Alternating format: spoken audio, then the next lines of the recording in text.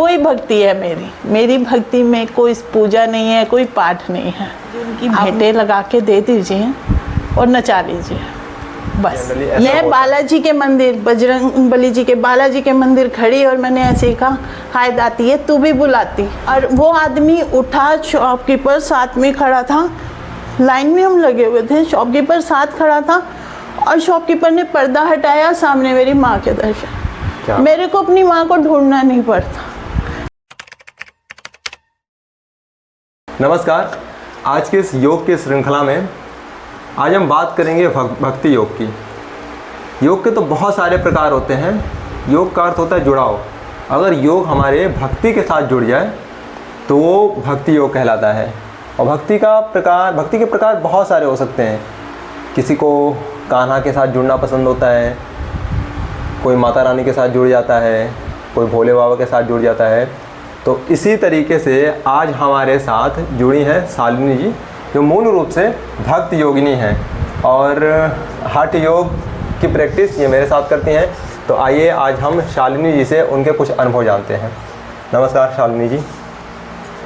जैसे कि हमारी और आपकी बात होती रहती है माता रानी को लेके, तो भक्ति आपके लिए क्या है? मेरे लिए भक्ति कुछ है ही नहीं। अगर लोग कहें कि भक्ति होती है तो माँ है और माँ के साथ प्यार ही भक्ति है। मेरे को कुछ अलग नहीं लगता उनसे। जैसे मैं अपनी माँ को प्यार कर देती हूँ या कुछ कह देती हूँ या उनसे प्यार आता है तो हमारे पंजाबी में कहते हैं कि कुट के जप्फी मार ले। वही भक्ति है मेरी भक्ति में कोई पूजा नहीं है, कोई पाठ नहीं है। आप मुझे उनकी भेंटें लगा के दे दीजिए और नचा लीजिए बस, ये मेरी पूजा है। क्या बात है, आपने पहले ही शब्द में जो भक्ति को डिफाइन किया है, मतलब इतना प्यारा सा डेफिनेशन हो सकता है कि ये कोई सोच नहीं सकता है।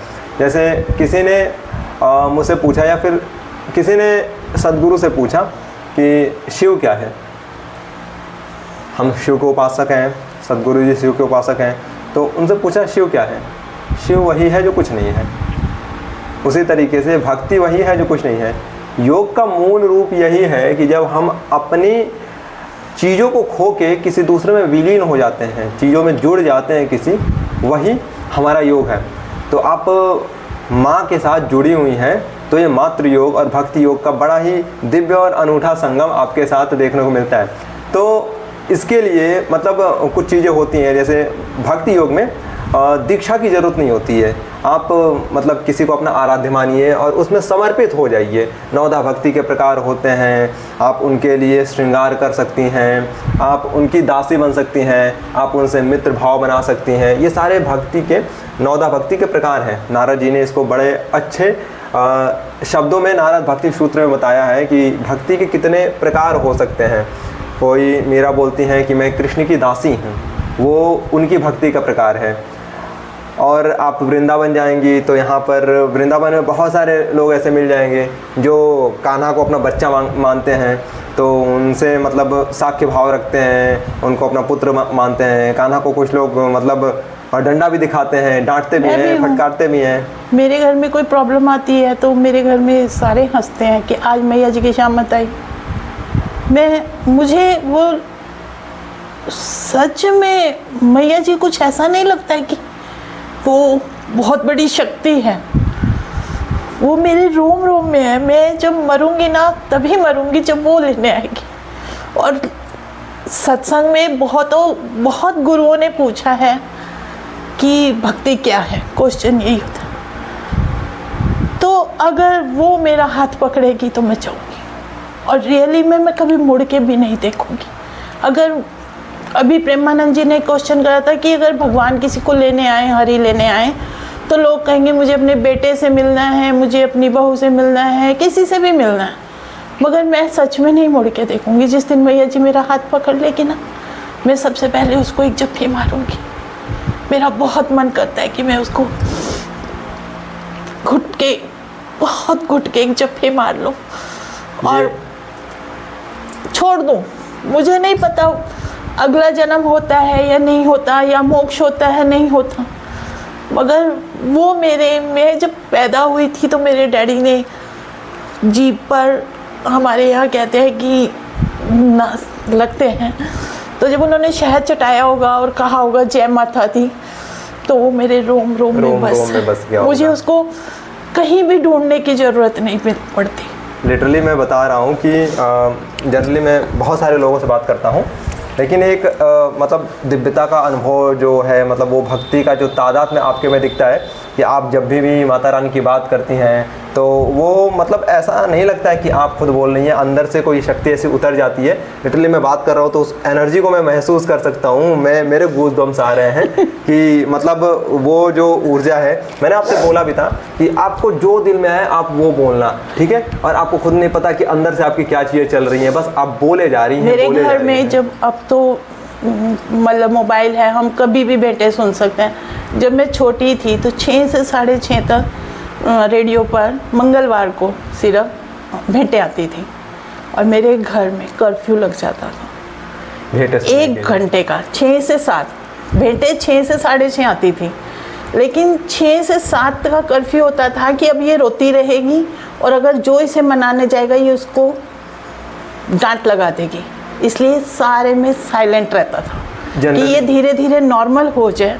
और अगर मुझसे कोई मांगे या कुछ पूछे कि क्या चाहिए तेरे को गिफ्ट, मेरे को कुछ नहीं, बस मुझे तो मैया जी के दरबार ले चलो, मुझे कुछ नहीं चाहिए। जनरली एक चीज़ें मैंने भक्ति योगियों में देखी है कि उनको बड़ा विरोध का सामना करना पड़ता है, क्योंकि वो जो भक्ति में लीन होते हैं तो सारी देश दुनिया सारी चीज़ों से विरक्त हो जाते हैं, दूर हो जाते हैं। मतलब सामने अगर उनके आराध्य बैठे हैं और वो बैठे हैं तो वो हैं और आप हैं और बाकी कोई नहीं रहता है। तो इस बीच आप अपने परिवार के मतलब बहुत सारी जिम्मेदारियां भी आपके ऊपर होती होंगी, बेटे की, अपने पति की, और भी बहुत सारी जिम्मेदारियां होती होंगी घर परिवार की। तो इस बीच मतलब आप इसका तादाद में कैसे बैठाती हैं, सामंजस्य तो मेरे साथ रहती है।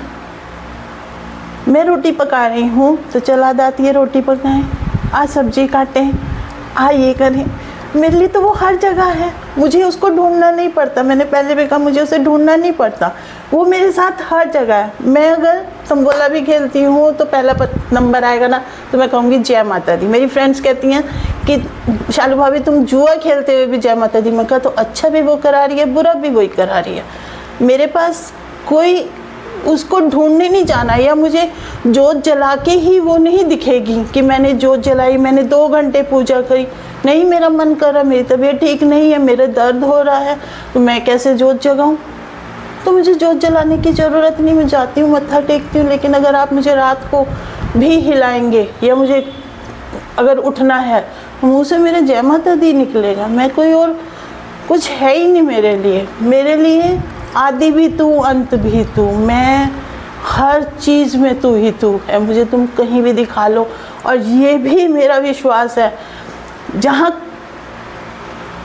आप मानेंगे नहीं, मेरे हस्बैंड मथुरा गए, मेरा बड़ा बेटा होने वाला था, इन्होंने वहाँ ढूंढा। अब तो जैसे 30 साल पहले की बात है, अब तो सारे भगवान मिल जाते हैं, तब सिर्फ किशन जी ही मिलते थे।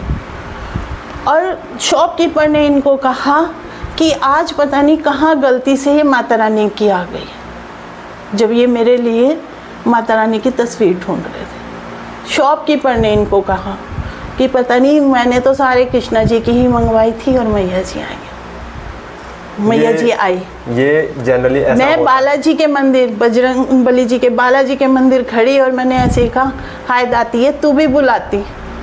और वो आदमी उठा, शॉपकीपर साथ में खड़ा था, लाइन में हम लगे हुए थे, शॉपकीपर साथ खड़ा था और शॉपकीपर ने पर्दा हटाया, सामने मेरी माँ के दर्शन। मेरे को अपनी माँ को ढूंढना नहीं पड़ता और ना वो मेरे से दूर जाती, ना मैं उससे कभी दूर जाती। वो मुझे नहीं पता बजरंगबली कितना प्यार करते थे और उन्होंने अपनी छाती चीर के दिखा दी थी। मैं भी उससे कम नहीं करती अपनी माँ से प्यार, चाहे वो मेरे लिए उन्होंने बहुत बुरा भी करा है, लेकिन शायद मेरे कर्म थे। जो मेरे से बुरा हो रहा है या मेरे साथ हो रहा है वो बुरे कर्म मेरे, और जो भी अच्छा होता है वो दाती है तेरे कारण ही मेरे साथ ज़िंदगी में अच्छा होता है। बाकी मैं कुछ भी नहीं, तू जो अच्छा करे वो तेरा है दाती है। ये बड़ी अच्छी बात कही कि मतलब जो बुरा है वो मेरा है, जो अच्छा है वो आपको समर्पित है, बुरा है वो मेरे कर्म है, अच्छा है तो आपके कारण अच्छा हो रहा है। तो ये मतलब बहुत कम लोगों में होता है। जनरली ऐसा होता है कि अगर कोई दुख आता है तो भगवान से रूठ जाते हैं, गुस्सा हो जाते हैं। नहीं, मैं भी रूठती हूँ क्योंकि कभी कभी ज़िंदगी में इतना बुरा हो जाता है जो आपने भी नहीं सोचा होता, और अपनों को खोने का गम बहुत कुछ होता है जो आप कभी कभी किसी के आगे नहीं कह सकते, क्योंकि सामने वाला कहता है अरे ये तो होता ही रहता है, ये तो हो ही जाता है, जिंदगी है। लेकिन अपनों को खोना बहुत बुरा होता है। जब आप देखते हैं ना कि कोई आपकी बात ना सुन रहा है, ना समझ पा रहा है, तो आप एक मैया जी हैं जिन्हें जो मर्जी कह लो, अच्छा कह लो, बुरा कह लो, वो आपका हाथ पकड़ लेती है। लेकिन आपको भी संभलने में टाइम लगता है। उसने मेरे को 3-4 साल नहीं बुलाया, और जब बुलाया 2 घंटे में बुलाया, और मुझे हर जगह ऐसे दर्शन दिए कि जैसे मैं मायके में आई हूँ और माँ कह रही है तू ये भी देख जा, ये भी खा ले, ये भी कर ले। कुछ बातें ना आप सिर्फ उनसे ही कह सकते हो और किसी से नहीं कह सकते, और जो भी वो समझती हूँ, मुझे नहीं पता कि जो मैं उनको समझती हूँ वो मेरे लिए क्या समझती है। मुझे नहीं पता कि वो मेरे लिए क्या समझती हैं। जब मैं मरूंगी बस मुझे तब पता चलेगा। वो आएगी तो ही मुझे लगेगा कि हाँ मैंने सारी ज़िंदगी तुझसे प्यार किया। ये बड़ा मतलब ये जिस तरीके से आप चीज़ों को बता रही हैं, वो भावुकता आपके अंदर दिख रही है, भक्ति की जो झलक दिख रही है, बहुत ही मतलब इतनी अलग भक्ति की झलक है कि मैं भी उस भक्ति से ओतप्रोत हो रहा हूँ। तो थोड़ा सा व्यवहारिकता में थोड़ा सा टॉपिक को बदलते हैं। और आपने बात की कि गुरुओं ने भक्ति के बारे में बात की है, आपके लिए गुरु क्या है? मैंने कभी गुरु के बारे में सोचा ही नहीं। मैंने कहा ना मेरी आदि भी तू मेरा अंत भी तू, तो जो करा ले। मुझे ना गुरु की ज़रूरत है। ज़रूरत इसलिए नहीं है क्योंकि मुझे अभी तक ना मैया जी से प्यार करने वाला गुरु नहीं मिला। जिस दिन मुझे मिलेगा कि हाँ, तो मैं शायद उसको मान लूँ। बाकी मैंने अगर गुरु माना है तो मैं बजरंगबली जी को मानती हूँ। मेरी जब शादी होकर आई, मेरे हस्बैंड गुरु उनको मानते थे, बजरंगबली जी को, तो उनका प्यार उनसे है। और आज मेरे लिए भी बजरंगबली जी मेरे बेटे जैसे हैं। मुझे नहीं पता कि उनकी भी भक्ति की पराकाष्ठा तो मैं ले ही नहीं सकती। अगर मुझे कभी बजरंगबली जी से कुछ मांगना होगा तो मैं उनकी भक्ति ही मांगूंगी जैसे वो भक्त हैं। और मैं कहती हूँ कि शायद राम जी को मानने वाले इतने नहीं होंगे जितने हनुमान जी को मानने वाले। वो तो है भक्त तो वो भक्ति है, वो चाहिए मुझे।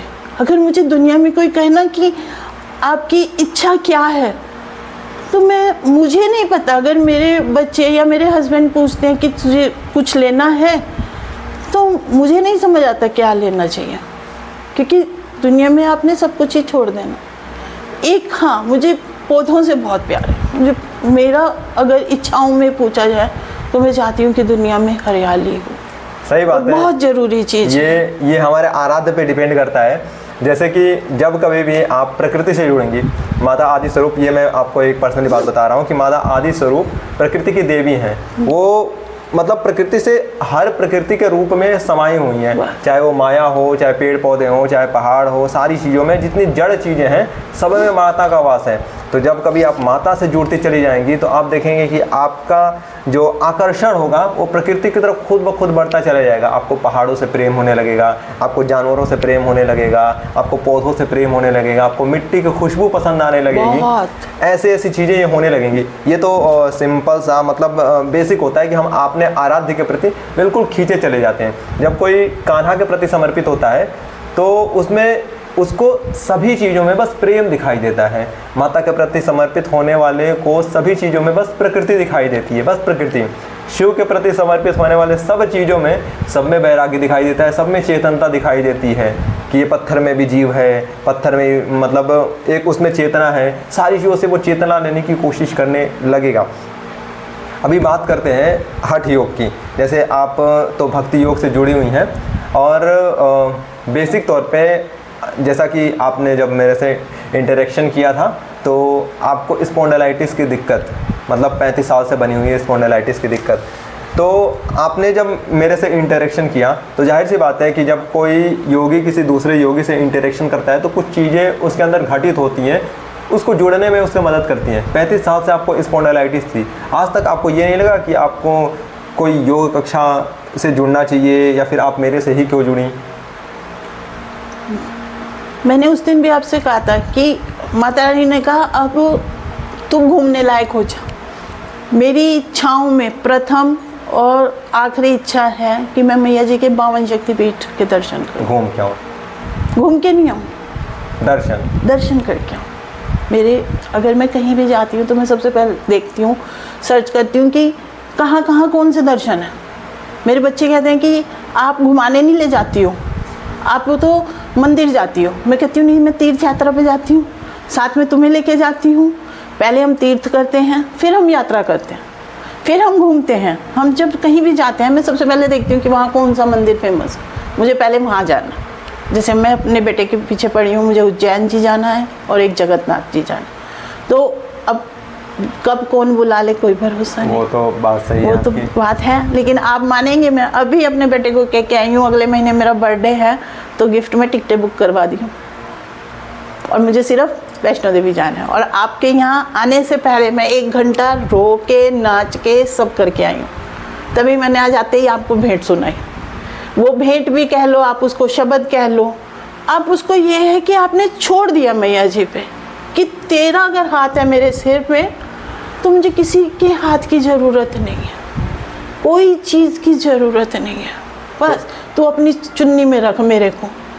फिर अगर माँ के आंचल में आप छुप जाते हो ना तो कितनी भी लुएं चलें, गर्म हवाएं चलें, मतलब आपको कोई फ़र्क नहीं पड़ता।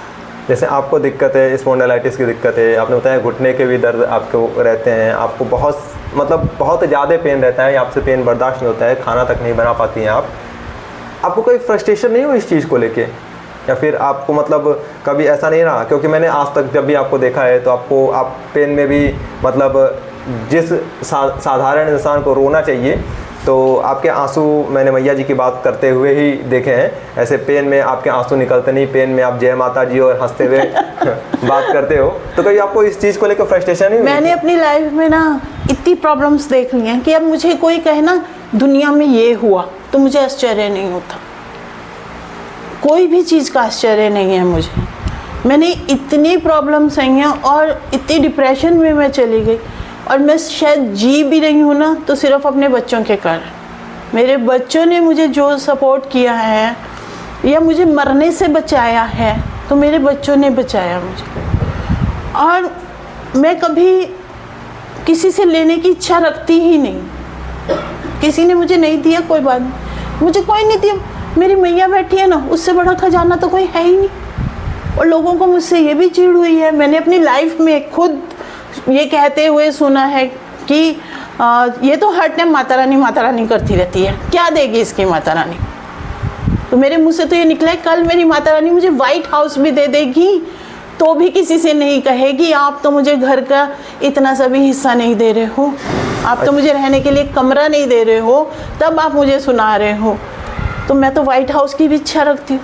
चलिए आपसे मैं एक दो और अनुभव जानना चाहूँगा। जैसे आज तक का आपका सबसे बड़ा अनुभव आपका मतलब क्या रहा है कि जैसे माता रानी को लेके कि आपके कुछ दिव्य अनुभव रहे हों कि अच्छा ऐसे ऐसे दर्शन हो रहे हैं, ऐसे ऐसे नहीं हो रहे हैं, उसमें क्या अनुभव रहा है? आपने दिव्य दर्शनों को पूछा तो वो तो मेरे पास हजारों हैं, बट मैं आपको एक अपने बेटे की सुनाती हूँ। हमने बेटे के मुंडन कराने हम वैष्णो देवी गए। हम जब वैष्णो देवी पहुँचे तो मेरी मम्मी पापा गए और मेरे ससुराल से कोई नहीं गया, क्योंकि मैंने फिर मम्मी पापा को कहा कि ससुराल से कोई नहीं जा रहा, तो उन्होंने कहा हम भी नहीं जाएंगे। मैंने कहा कि मतलब हमें तो सबने छोड़ दिया। तो मेरे मम्मी पापा और सिस्टर मेरे साथ गए। तो मम्मी ने रात को वहाँ पहले हॉल में ही सोते थे सब कंबल लेके, और हम बाई चांस हॉल के बीचों बीच सो रहे थे। और मेरी मम्मी ने मुझे ऐसे ही कहा कि हम ना तेरी ससुराल में या अपने घर में करते तो इतना अच्छा करते, रात को ना मोली बांधते हैं बालों में, 5 चोटियाँ करते हैं, उसमें एक रिंग डाल के चोटी करते हैं, सबसे पहले चोटी वो ही कटती है। तो हमें याद ही नहीं रहा, हम मोली लेकर आते और गाने गाते कि मुंडन कराने आए, और पहला हमारे दोनों खानदान का पहला बेटा हुआ था। अब मानेंगे सुबह 4 बजे कोई मेरे पैर पे इतनी बुरी तरह चढ़ा कि मैं एकदम जय माता दी करते हुए उठ गई। और जैसी मैं उठी, अब बिलीव करेंगे, अट्टा बोलते हैं हमारे पंजाबी में, जैसे आजकल तो मोली छोटे छोटे रोल में आने लग गई, पहले अट्टे आते थे, मतलब वो पूरा ऐसे ऊन के गूंथ की गूंथा हुआ आता था, रोल ही होता था। हाँ, रोल होता था इतना बड़ा। वो सबके ना पहले जो वैष्णो देवी जाता था उसके गले में पहचान होती थी कि इसने दर्शन कर लिए, जैसे शहरा जैसे बांधते हैं कुछ। नहीं, हाँ। माला जैसे अच्छा, पहनते माला हैं। जैसे। तो वो मैया जी को छुआ के आपके गले में अट्टा डालते थे, मोली को ही, लेकिन पूरा इतना बड़ा रोल होता था वो। अब तो छोटे छोटे आते हैं ना, वो पूरा इतना बड़ा रोल, वो मेरे पैर पे गिरा हुआ। और उठ के मैंने देखा, मेरे हॉल में कोई बंदा ना बंदे की जात, मतलब वो मोली कहाँ से आई आपको ये नहीं पता ना। और इतनी मोली तो इतना वजन होता है, सूत होता है, इतना सा वजन है, और मेरे पैर पे इतनी जोर के गिरा। मुझे माता दी करते हुए उठी, देखा तो मोली पड़ी हुई। फिर मैंने अपनी मम्मी को पापा को उठाया, उन्होंने फिर वही चोटियाँ करी मेरे बेटे की, और जब हमने जयकारा लगाया तो सब उठ गए। और जब हमने भेंटें गानी, मतलब आपने मुझे समझा, मैं भेंट गाने लग गई, जैसे जयकारा लगाने लगी, तो वो पूरा हॉल हमारे साथ जयकारे लगा रहा था और भेंटें गा रहा था। और हम इतना नाचे बिना ढोल के। जो फंक्शन हम अपने घर में करने की सोच रहे थे, हम ज़्यादा से ज़्यादा 100 जने होते, वहाँ मैया जी ने हज़ारों जनों के साथ हमारा करा। क्या बात है। तो ये मेरा अपना आज तक का नहीं, मतलब मेरे बेटे के साथ जो पहली बार जिसे मैं लेके गई मैया जी के दरबार, मैया जी ने उसे आशीर्वाद दिया, और आज भी मैया जी ने उसका हाथ थामा हुआ है, और बहुत तरक्की दे रही है मैया जी उसको। तो मैं आज भी कहकर आई हूँ, जब मैं नाच रही थी, मैया जी जब मेरे बेटे का बेटा होगा ना तो मैंने जागरण करवाना है, और आज ही मैंने बोला है, आगे मैया जी की मर्जी जब सुन लें। क्या बात है। तो भक्ति योगी में ऐसे ऐसे चीज़ें आपको देखने को मिलती हैं, और ऐसे ऐसे अनुभव लोगों से सुनने को मिलते हैं जो आपको चौंका देने वाले होते हैं। बहुत सारे अनुभव होते हैं और बहुत सारे लोगों के साथ होते हैं। तो आज हमारे साथ शालिनी जी के हमने कुछ अनुभव जाने, तो इसी तरीके से आगे आने वाली श्रृंखला में हम और योगों की बात करेंगे। मेरे साथ बहुत बहुत धन्यवाद।